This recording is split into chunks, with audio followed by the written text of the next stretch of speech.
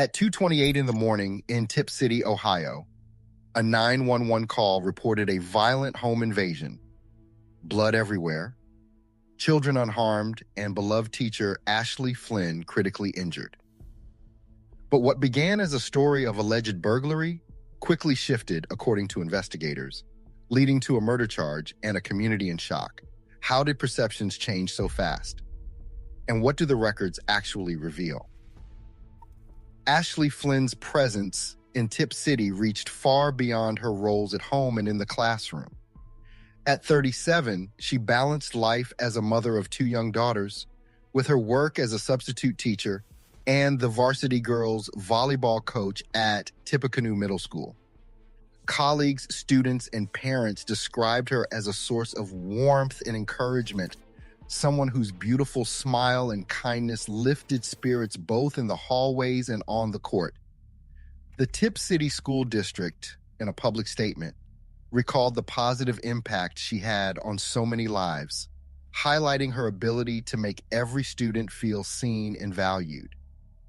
Ashley was deeply involved in her church community as well. She volunteered regularly at the Christian Life Center and took part in several ministries, earning praise as a passionate church volunteer and a shining light of joy to those around her. Friends and church leaders often spoke of her generosity and selflessness, recalling countless moments when she put others first. Local leaders, including the mayor and city manager, publicly called her a beloved member of our community, a sentiment echoed in tributes and social media posts from former students and neighbors. Her loss struck a deep chord throughout Tip City. The grief was not limited to a single school or congregation.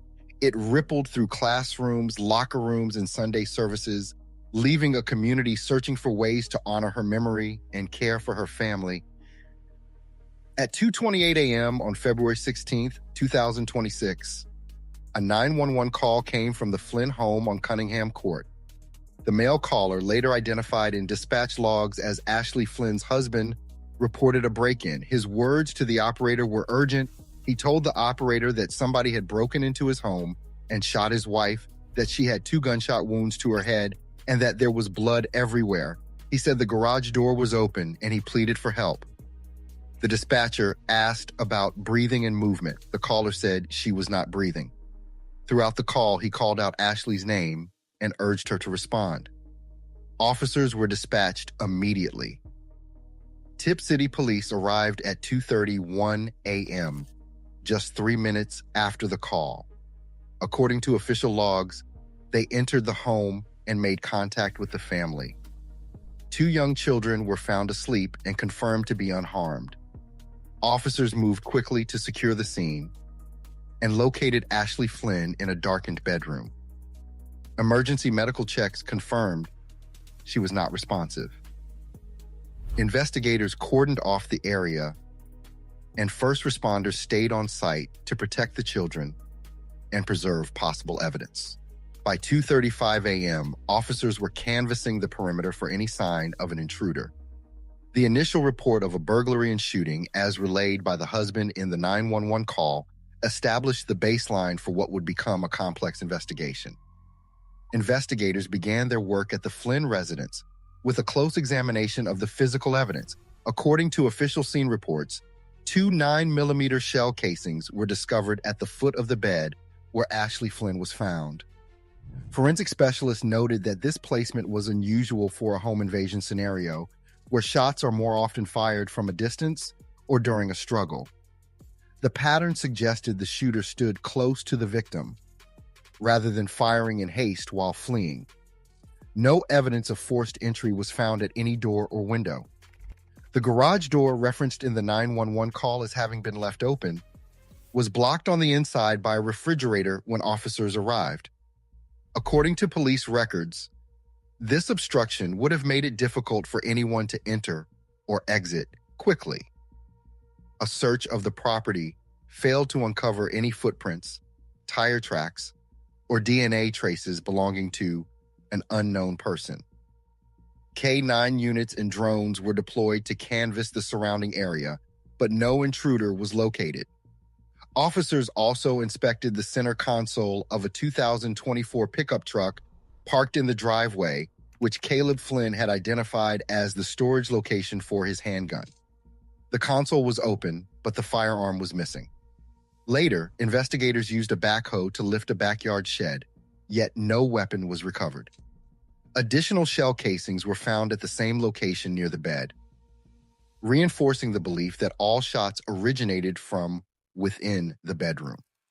According to the official summary, these findings collectively raised doubts about the initial burglary account and led investigators to question whether the crime scene had been staged. On February 19, 2026, after 82 hours of investigation, Miami County authorities arrested Caleb Flynn at his home. According to court records, the charges filed against him included 1 count of first-degree murder, 2 counts of felonious assault, and 2 counts of tampering with evidence. The charging document signed by the Miami County prosecutor cited probable cause based on the findings of the joint investigation by Tip City Police, the Ohio Bureau of Criminal Investigation, and the Miami County Sheriff's Office. The formal complaint alleged that Caleb Flynn intentionally caused the death of Ashley Flynn and attempted to mislead investigators by staging the crime scene.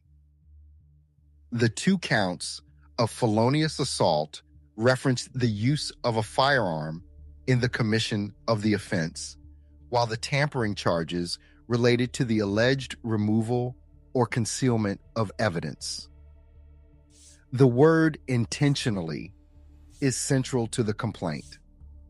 Caleb Flynn was booked into the Miami County Jail and held on a $2 million cash bond. At his initial court appearance on February 20th, he appeared by video before Judge Samuel Huffman. When asked to enter a plea, Flynn said he was not guilty of all counts. The judge ordered that he have no contact with his 2 daughters, even if bond was posted.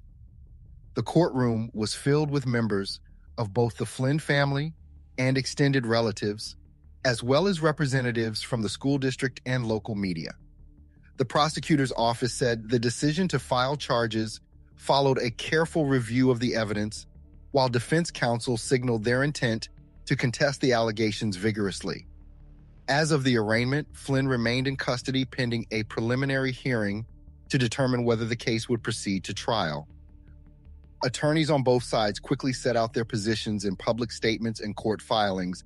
Defense counsel L. Patrick Mulligan described the case as a rush to judgment, raising concerns about the short window between the 911 call and the arrest.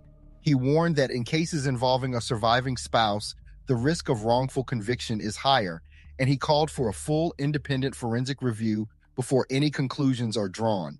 Mulligan emphasized that Caleb Flynn has pleaded not guilty and intends to contest the charges vigorously. He said that we must be cautious and thorough in the pursuit of justice. The Miami County Prosecutor's Office, by contrast, pointed to what it called a deliberate, methodical, and evidence-driven investigation.